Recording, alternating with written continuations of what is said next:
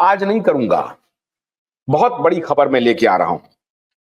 तभी मैंने आपको कहा कि ये सहारा का मुद्दा बहुत पेचीदा हो गया है, बहुत पेचीदा हो गया है।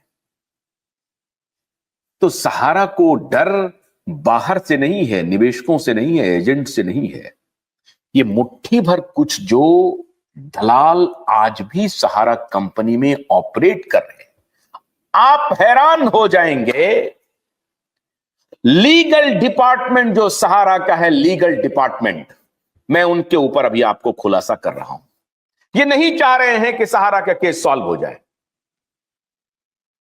बिल्कुल नहीं चाह रहे। सहारा का लीगल डिपार्टमेंट, क्योंकि उनको पैसे बन रहे हैं, सैकड़ों करोड़ चल रहा है, करोड़ों में कमाई हो रही है। 1000 करोड़ रुपए सहारा, जो सुप्रीम कोर्ट ने आदेश दिया, ड्राफ्ट बन गया है, दिया जा सकता था, देने की बात हो गई थी, 10 दिन तो छोड़िए, आज दे सकते थे, रोक दिया गया, रुकवा दिया गया। सहारा अगर चाहे तो 10,000 करोड़ रुपए फौरन से पेशतर जमा हो जाएंगे। रुकवाया जा रहा है, जानबूझ करके टाला जा रहा है। 12 साल जो लग गए हैं ये वकीलों की चौकड़ी ने मिलकर के करोड़ों लोगों को आज सड़कों पर लाके खड़ा कर दिया है। और वो नहीं चाह रहे हैं कि ये पैसे सहारा से भी अकाउंट में सहारा वाले दे दें, क्योंकि अगर दे देंगे तो मामला सलट जाएगा। पैसा देते ही काम खत्म, पैसा देते ही सहारा अपनी जिम्मेदारी से बाहर आ जाएगा और सहारा का अपना जो दूसरा ऑपरेशन है उसमें सहारा काम करना शुरू हो जाएगा। आप समझ रहे हैं बात को?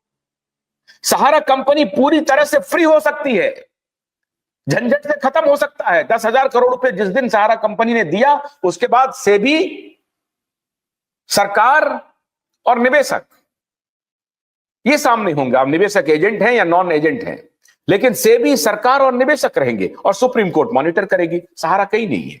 उसके बाद सहारा के दूसरे जो ऑपरेशंस हैं वो आराम से सहारा वाले अपना चला सकते हैं। दूसरी जो कंपनी है जिसके माध्यम से आज भी पैसे ले रहे हैं, उनको कहीं इन्वेस्ट करके उनके बारे में अपने नए निवेशकों को सिक्योर करके अपना ऑपरेशन चला सकती है सहारा।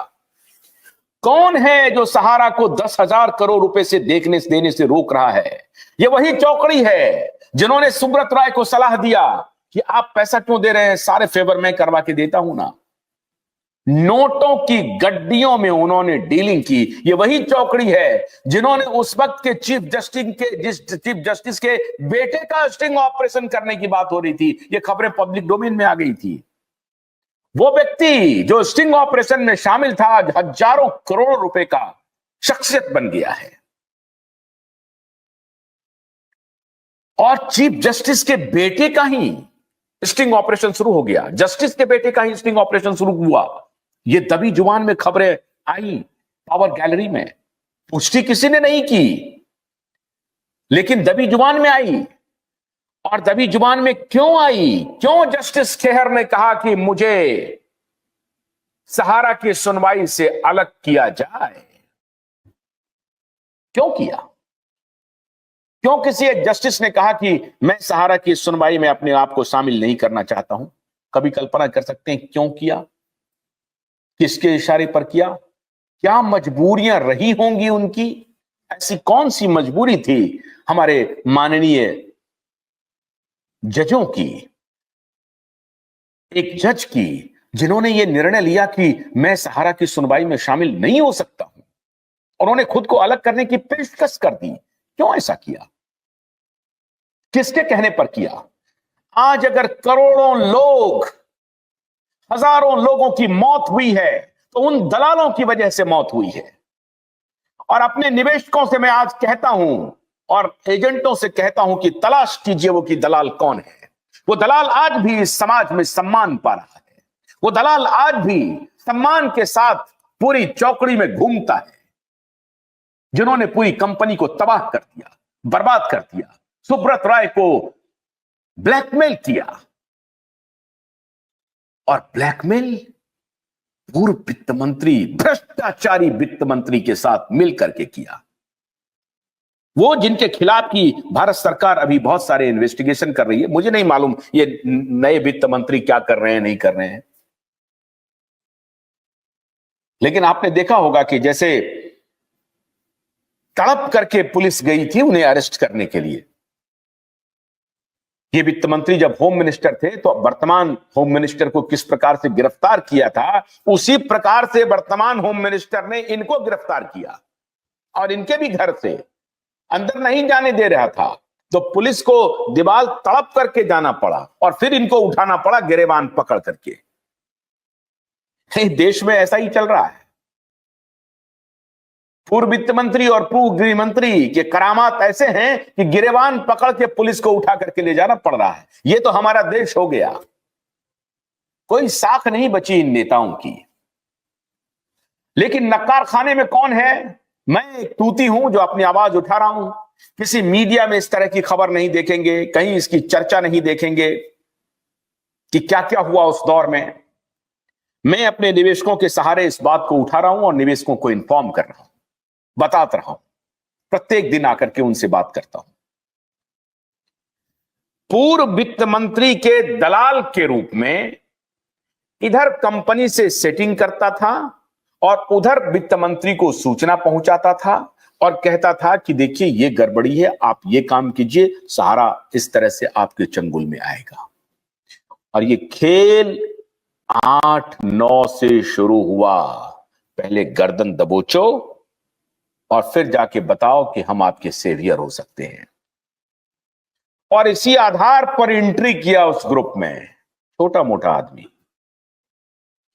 और उसके एक आका मुंबई में उनको बड़ा समर्थन कर रहे हैं। बड़े नाम, मीडिया के बड़े नाम, दलालों में से एक। मैं मीडिया में ऐसे लोगों को बड़ा नाम नहीं कहता हूं। वो हॉबनॉबिंग कॉर्पोरेट दलाली का सिंबल। तो कॉर्पोरेट दलाल जो हैं वहां पे, उन्होंने एक नए खिलाड़ी को प्रोटेक्ट करना शुरू किया।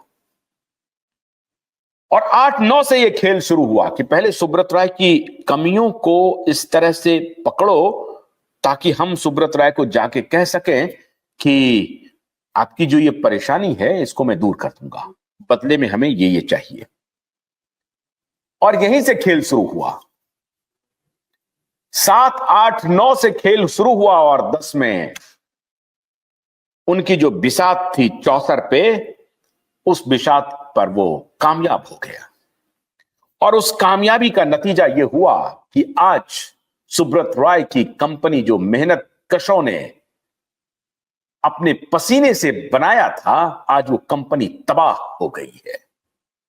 और उनके साथ जो जो दलाल लोग बैठे हैं, वो दलाल चाहते नहीं है कि ये कंपनी उभरे। उनके बेटे के साथ भी कुछ दलाल, उनके भाई के साथ भी कुछ दलाल, उनकी पत्नी के साथ भी कुछ दलाल, हर जगह दलाल, दलाल ही दलाल, चारों तरफ दलाल। और ये दलालों की पेच में करोड़ों निवेशक सड़क पर, एजेंट सड़क पर, कंपनी के एम्प्लॉय सड़क पर, सुनने वाला कोई नहीं। और हैरानी की बात है कि आज उस ग्रुप में कोई व्यक्ति नहीं है जो मर्दानगी के साथ कॉल ले और कहे कि मैं सक्सेसर हूं, मैं इस कंपनी का मालिक हूं, मैं देखता हूं कि मैं निवेशकों का पैसा भी लौटाऊंगा और इन दलालों को भी बाहर करूंगा।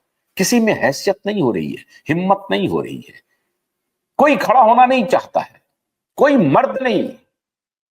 और मर्द से मेरा तात्पर्य है कि कोई महिला भी नहीं है ऐसी जिसमें मर्दानगी हो, वो खड़ी हो जाए और वो कहे कि मैं कॉल लूंगी, मैं कंपनी को खड़ा करूंगी। कोई नहीं है। मैं सुब्रत रॉय की कंपनी को और सुब्रत रॉय के परिवार को आज भी अपने तरफ से कहता हूं कि खड़े हो जाइए।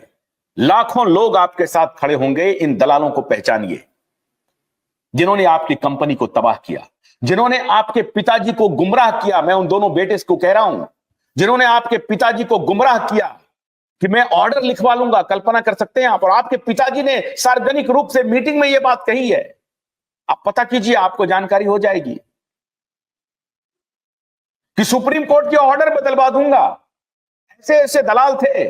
और एक दिन 2 दिन नहीं, वर्षों वर्षों तक आप वो ऐसे दलाल आपकी कंपनी को अपनी सेवा देते रहे।